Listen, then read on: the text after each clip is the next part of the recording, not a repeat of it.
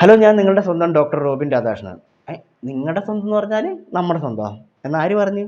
അപ്പോൾ ഇങ്ങനെ പറഞ്ഞുകൊണ്ട് നടക്കുന്ന നമ്മുടെ ഡോക്ടർ റോബിൻ രാധാകൃഷ്ണനാണ് ഇപ്പോഴത്തെ ചർച്ചാ വിഷയം. അപ്പോൾ വേറൊന്നുമല്ല, ഡോക്ടർ റോബിൻ രാധാകൃഷ്ണൻ കുറേ പേരുടെ കയ്യിൽ നിന്നും പൈസ കടം മേടിച്ചു എന്നും അത് തിരിച്ചു ചോദിക്കുന്ന സമയത്ത് സെൽഫി വീഡിയോ അയച്ചു കൊടുത്ത് സമാധാനിപ്പിക്കുമെന്നും പിന്നെയും ചോദിക്കുന്ന സമയത്ത് വീണ്ടും സെൽഫി വീഡിയോ എടുത്ത് കൊടുത്ത് സമാധാനിപ്പിക്കുമെന്നും പഞ്ചാബി ഹൗസിൽ നമ്മുടെ കൊച്ചിങ്ങനീഫ കണക്ക് പറയുന്ന പോലെ ഞാൻ അടുത്ത വെള്ളിയാഴ്ച ഒരു 2 ലക്ഷം തരും, അത് കഴിഞ്ഞിട്ടൊരു 10 ലക്ഷം തരും, അത് കഴിഞ്ഞിട്ടൊരു 20 ലക്ഷം തരും, പിന്നെ ബാക്കി നിങ്ങൾ എനിക്കിങ്ങോട്ടൊരു 2 ലക്ഷം തരും, അതെപ്പോൾ തരും എന്നുള്ള രീതിയിൽ ചോദിച്ച് സമാധാനിപ്പിച്ച് വിടുന്നൊക്കെയുള്ള കഥകളാണ് കേട്ടുകൊണ്ടിരിക്കുന്നത്. അപ്പോൾ ഈ ചങ്ങായി എങ്ങനെയാണ് ആളുകളുടെ മുമ്പിൽ ഫേമസ് ആയത്? ബിഗ് ബോസിൽ വന്നത് പിന്നെയാണ്. ഓക്കെ, ബിഗ് ബോസിൽ വന്ന് അവിടുന്ന് ബിഗ് ബോസിൽ നിന്ന് ചവിട്ടി പുറത്താക്കി കഴിഞ്ഞ് പുറത്ത് വന്നപ്പോഴത്തേക്കും ആള് വേറൊരു ലോകത്തേക്ക് മാറി. കാരണം ചങ്ങായിനെ പുറത്ത് ഭയങ്കരമായിട്ട് ആളുകൾ ആരാധിക്കാൻ വേണ്ടി തുടങ്ങി. ഒരുപാട് ഫാൻസ് ഓളികൾ വന്നു. അപ്പോൾ പുള്ളി ഇങ്ങനെ എയർപോർട്ടിൻ്റെ പുറത്തോട്ട് വരുമ്പോഴത്തേനും ഒരു ജനസാഗരം, ഓ ഡോക്ടർ റോബിൻ രാധാകൃഷ്ണൻ എന്ന് പറഞ്ഞ് അന്ന് പുള്ളീൻ്റെ തലയിൽ കയറിയതാണ് ഞാനെന്തോ വലിയ സംഭവമാണെന്നുള്ള ആ ഒരു തോന്നൽ ഇപ്പോഴും പുള്ളി വെച്ചുകൊണ്ട് നടക്കുക എന്നുള്ളതാണ് സത്യസന്ധമായിട്ടുള്ള കാര്യം. പ്രത്യേകിച്ച് പണിക്കൊന്നും പോകില്ല എന്നുള്ളതാണ് മൊത്തത്തിലുള്ള പറച്ചിൽ. നമുക്കറിയില്ല കേട്ടോ, പുള്ളീൻ്റെ പേര് ഡോക്ടർ റോബിൻ രാധാകൃഷ്ണൻ എന്നാണ്. അതായത് ഡോക്ടറാണ്, MBBS എല്ലാം ഉള്ള ആളാണ്. പക്ഷേ ബിഗ് ബോസിൽ പോയതിന് പിന്നെ കുറേ നാൾ കുറേ കടകളും കുറേ പരിപാടികളും ഉദ്ഘാടനം ചെയ്തുകൊണ്ട് നടന്നു.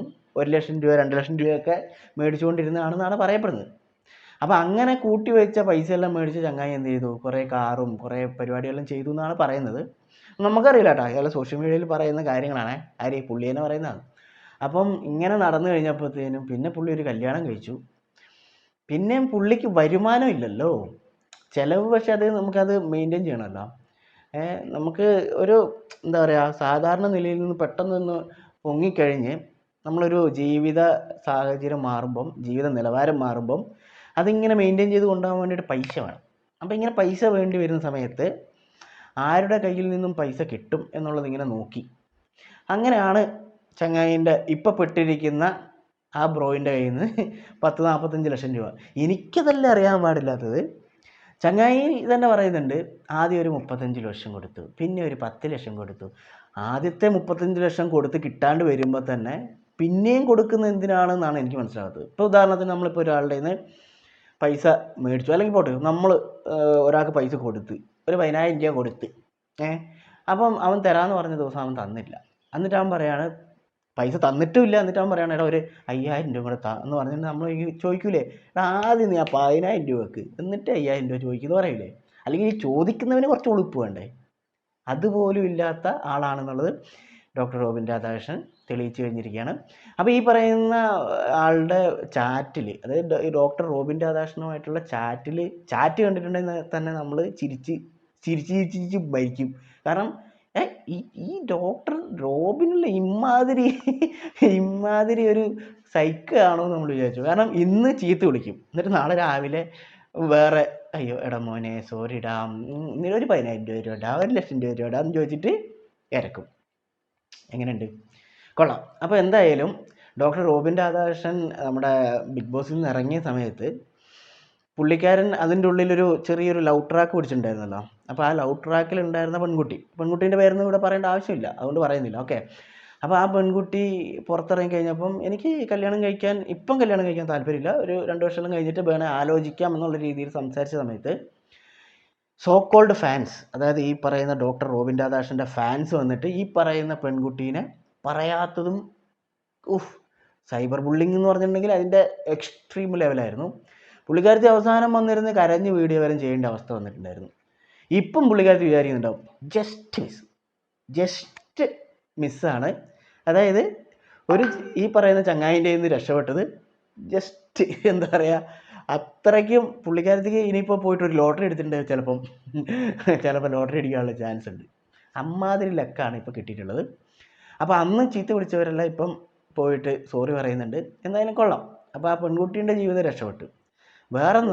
സംഭവം വേറൊന്നുമല്ല, നമ്മൾ ഒരു സഹായിക്കാൻ വേണ്ടി വന്നൊരു ചങ്ങായി, അതും ചില്ലറ പൈസയാണ്. 40 ലക്ഷം രൂപ എന്നെല്ലാം പറഞ്ഞാൽ ചെറിയ പൈസയാണ്. 40 ലക്ഷം രൂപ കൊടുത്ത ആൾ അത് തിരിച്ചു പോയിരുന്ന സമയത്ത് കൊടുത്തില്ലെങ്കിലും വേണ്ട, ഓക്കെ, കൊടുക്കാൻ പറ്റാത്ത അവസ്ഥ എന്നൊക്കെ പറയുന്നത് സ്വാഭാവികമായിട്ട് വരുന്ന കാര്യമാണ്. ഇപ്പം നമുക്കിപ്പോൾ പെട്ടെന്നൊരു ആവശ്യം വന്നപ്പോൾ പൈസ മേടിച്ചു, തിരിച്ചു കൊടുക്കാൻ വേണ്ടി ചിലപ്പം ഡിലേ ആകും, അതൊക്കെ സ്വാഭാവികം. പക്ഷേ തിരിച്ച് ചോദിക്കുന്ന സമയത്ത് എന്താ പറയുക, പിന്നെ കേസ് കൊടുക്കുക, പിന്നെ ഹണി ട്രാപ്പിൽ പെടുത്താൻ വേണ്ടി നോക്കുക എന്നൊക്കെ പറഞ്ഞിട്ടുണ്ടെങ്കിൽ ഇതെന്തോന്ന് ഇത് വെള്ളരിക്ക പട്ടണമാണ്.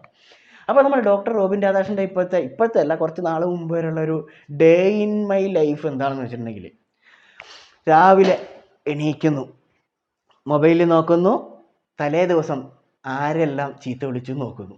അതായത് പൈസ ചോദിച്ച് വിളിക്കുന്നവരുണ്ടാവുമല്ലോ, അവരെ തലേ ദിവസം രാത്രി ചീത്ത വിളിച്ചല്ല, അപ്പോൾ രാവിലെ ഇവർക്കെല്ലാം മെസ്സേജ് അയക്കുക, മോനെ സുന്ദരാ, എടാ നമ്മൾ തമ്മിൽ ഒരു പ്രശ്നമില്ലടാ, ഇന്നലെ ഞാൻ അങ്ങനെ വെറുതെ പറഞ്ഞല്ലേ, നിനക്ക് ഞാൻ 35 ലക്ഷം രൂപ തരാനുണ്ട്, ഒരു 5 ലക്ഷം രൂപ കൂടി ഇങ്ങോട്ട് താ, ഞാൻ എന്നിട്ട് അത് 45 ലക്ഷം അല്ലെ 40 ലക്ഷമായിട്ട് ഞാൻ നാളെ തരാം, നീ നല്ല കുട്ടനല്ലേ എന്ന് പറഞ്ഞ് കുറേ സ്മൈലി, കുറേ സ്റ്റിക്കറെല്ലാം അയച്ചു കൊടുത്ത് സെറ്റാക്കും. ഓക്കെ, അത് കഴിഞ്ഞിട്ട് വീണ്ടും രാത്രിയാവും. ഉച്ചയ്ക്ക് ഇതേപോലെ വേറെ ആരെങ്കിലുമൊക്കെ ഇര പിടിക്കാൻ വേണ്ടിയിട്ട് പോകായിരിക്കും, അറിയില്ല. ഇതിങ്ങനെ ഈ പറയുന്ന വിക്റ്റിം പറഞ്ഞ കാര്യം കേട്ടോ. ഓക്കെ, അപ്പം അത് കഴിഞ്ഞിട്ട് ഇതെല്ലാം കഴിഞ്ഞ് വീണ്ടും രാത്രിയാകുമ്പം ഈ ചങ്ങായി വിളിക്കുമല്ലോ, എൻ്റെ പൈസ ഈ ദിവസം തരണേ എന്നെല്ലാം പറഞ്ഞിട്ട് വിളിക്കുമല്ലോ. അപ്പം നീ എന്നോട് പൈസ ചോദിക്കുന്നതാ, നീ വേണം കേസ് കൊടുക്കുക എന്നെല്ലാം പറഞ്ഞിട്ട് കുറേ ചീത്ത പറയുന്നു. അങ്ങനെ ആ ദിവസം കഴിഞ്ഞു. ഓക്കെ, പിന്നെയും പുള്ളി പൈസ ചോദിക്കുമ്പം കൊടുക്കില്ല. സ്വാഭാവികമായിട്ടും 35-40 ലക്ഷം രൂപ എല്ലാം ആവുന്ന സമയത്ത് ചങ്ങായി തന്നെ കാറും എടുത്തിട്ട് ഈ പൈസ തന്ന ആളുടെ വീട്ടിൽ ചെല്ലും. എന്നിട്ട് പുള്ളി തന്നെ എന്ത് ചെയ്യും, ക്യാമറ ഓൺ ചെയ്ത് വെച്ചിട്ട് സ്വന്തം അങ്ങോട്ട് പറയും, ഞാൻ ഈ പറയുന്ന എൻ്റെ ആദിൽ ബ്രോയിൽ നിന്നും 40 ലക്ഷം രൂപ മേടിച്ചിട്ടുണ്ട്, ഇന്നത്തെ ദിവസം എന്ന് പറയുന്നത് ഇതാണ്, അപ്പം ഞാൻ 40 ലക്ഷം രൂപ മേടിച്ചിട്ടുണ്ട്, അപ്പം ഈ 40 ലക്ഷം രൂപ എന്ന് പറയുന്നത് ഞാൻ ജൂൺ 11-ാം തീയതി കൊടുക്കും, എന്നോട് വേണ്ടാന്ന് പറയാൻ പാടില്ല, ജൂൺ 11-ന് ഞാൻ കൊടുത്തിരിക്കും.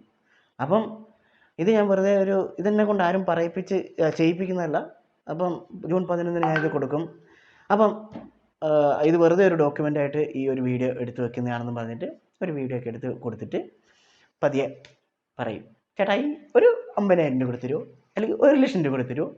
ഇങ്ങനെ പോകുന്നു ഡോക്ടർ റോബിൻ രാധാകൃഷ്ണൻ്റെ ഡേ ഇൻ മൈ ലൈഫ് എന്ന് പറയുന്നത് കുറച്ച് നാളുകളായിട്ട്. അപ്പം ഒരാളെ നമുക്ക് പലപ്പോഴായിട്ട് പറ്റിക്കാം, ഓക്കെ, പക്ഷേ എല്ലായ്പ്പോഴും പറ്റിക്കാൻ പറ്റുമോ? പക്ഷെ ഞാനിപ്പോഴും ഞാൻ പറയുന്നതെന്ന് വെച്ചാൽ ഈ 45 ലക്ഷം കൊടുത്ത മണ്ടൻ്റെ കാര്യമാണ്. ഈ ചങ്ങായിക്ക് തലയ്ക്ക് ഓളം ഇല്ലേന്ന് ഞാൻ വിചാരിക്കും. 45 ലക്ഷം രൂപയല്ലേ, 45,000 ആണെങ്കിലും കുഴപ്പമില്ല, ഇത് 40 ലക്ഷത്തിനൊന്നും വിലയില്ലടേ, എന്തോന്നടേ, വെറുതെ കൊണ്ടേ ബാങ്കിൽ കൊണ്ടുപോയിട്ടാൽ മതിയല്ല. അയ്യോ അയ്യോ അയ്യോ, ഇത് തന്നെ സംഭവം. കുറച്ച് പബ്ലിക് ഫിഗറും പിന്നെന്താ വെച്ചാൽ കുറച്ച് സെലിബ്രിറ്റി സ്റ്റാറ്റസൊക്കെ ഉള്ള ആളാകുമ്പം ചോദിക്കുമ്പോൾ കൊടുക്കും, കയ്യിലുള്ളവരാണല്ലോ കൊടുക്കുന്നത്. പിന്നെ തിരിച്ചു ചോദിക്കുന്ന സമയത്ത് കിട്ടാണ്ട് വരുമ്പോഴാണ് പ്രശ്നം വരിക. എന്താ ചെയ്യല്ലേ. എന്തായാലും ഡോക്ടർ റോബിൻ രാധാകൃഷ്ണൻ നമ്മുടെ BJPക്ക് വേണ്ടിയിട്ട് സ്ഥാനാർത്ഥിയായി നിന്നതും വലിയ തമാശയാണ്. ഇത് പറയാനാണ് ഒരുപാട് കഥകൾ ഇങ്ങനെ പറയാനുണ്ടാവും. ഈ ചങ്ങായി കാണിച്ചിട്ടുള്ള മണ്ടത്തരങ്ങളും ഉഡായിപ്പുകളും ഒരുപാടുണ്ട്. നമുക്കിങ്ങനെ ക്യാമറ ഓൺ ചെയ്ത് വെച്ചിട്ട് ഇങ്ങനെ പറയാനും മാത്രമുള്ള ഒരുപാട് കഥകൾ സോഷ്യൽ മീഡിയയിൽ തന്നെ കറങ്ങി നടക്കുന്നുണ്ട്. എന്തെല്ലാം നാടകങ്ങളല്ല നമ്മൾ കണ്ടത്. ഡോക്ടർ റോബിൻ രാധാകൃഷ്ണൻ ആളുകളെ പറ്റിക്കാൻ വേണ്ടിയിട്ട് എന്തോ വലിയ അസുഖമാണെന്നെല്ലാം പറഞ്ഞിട്ട് ക്ലോസറ്റിൽ ഛർദ്ദിക്കുന്ന വീഡിയോ ഇറക്കുന്നു. അത് കണ്ടിട്ട് ഫാൻസ് വിഷമിക്കണം, കേരളം കത്തണം എന്നെല്ലാം പറഞ്ഞിട്ട് എന്തൊക്കെ പരിപാടികളായിരുന്നു ആ സമയത്തെല്ലാം.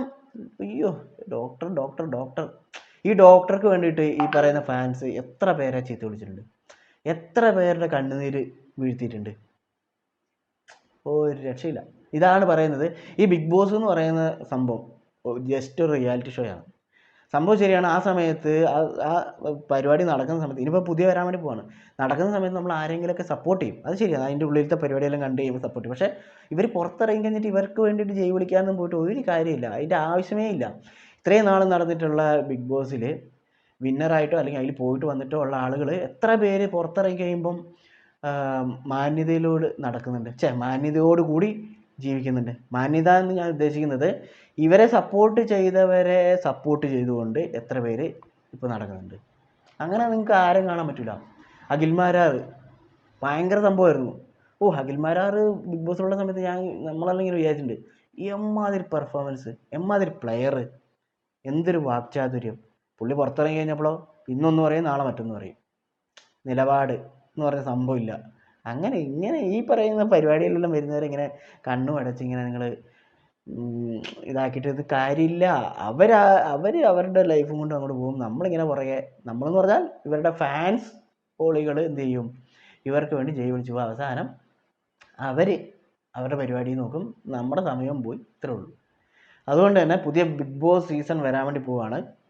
അപ്പോൾ ഈ പറയുന്ന ഡോക്ടർ റോബിൻ രാധാകൃഷ്ണനാണെങ്കിലും അഖിൽ മാരാറാണെങ്കിലും ജിൻഡോ ആണെങ്കിലും ഇവരെല്ലാം നമ്മുടെ മനസ്സിലുണ്ടാവണം. എന്നിട്ട് വേണം നമ്മൾ ഓരോരുത്തരെ സപ്പോർട്ട് ചെയ്യാൻ വേണ്ടി. സപ്പോർട്ട് ചെയ്യാൻ പ്രശ്നമൊന്നുമില്ല, ഇതിൻ്റെ ഉള്ളിൽ പരിപാടി അവതരിപ്പിക്കുന്ന സമയത്ത് നമുക്ക് സപ്പോർട്ട് ചെയ്യാം. പക്ഷേ അവരുടെ പുറകെ ജയ് വിളിച്ച് പോകണം എന്നുള്ളത് നിങ്ങൾ ആലോചിക്കുക. അപ്പോൾ ഇതാണ് നമ്മുടെ ഡോക്ടർ റോബിൻ്റെ ഡേ ഇൻ മൈ ലൈഫ് എന്ന് പറയുന്ന സംഭവം. അപ്പോൾ എല്ലാം പെട്ടെന്ന് കലങ്ങി തെളിയിട്ട് സംഭവം പൈസേൻ്റെ ബുദ്ധിമുട്ട് എല്ലാവർക്കും വരും. ഇപ്പോൾ നമുക്കും വരും, എല്ലാവർക്കും വരും. അപ്പോൾ കടവും മേടിക്കും. പക്ഷേ കടം മേടിച്ച് കഴിയുമ്പം, ചോദിച്ച് കഴിയുമ്പം മുണ്ടോക്കി കാണിക്കുന്ന പരിപാടി ആരും കാണിക്കാൻ വേണ്ടി നിൽക്കരുത്. അത്ര മാത്രം പറയുന്നുള്ളൂ. Okay, by.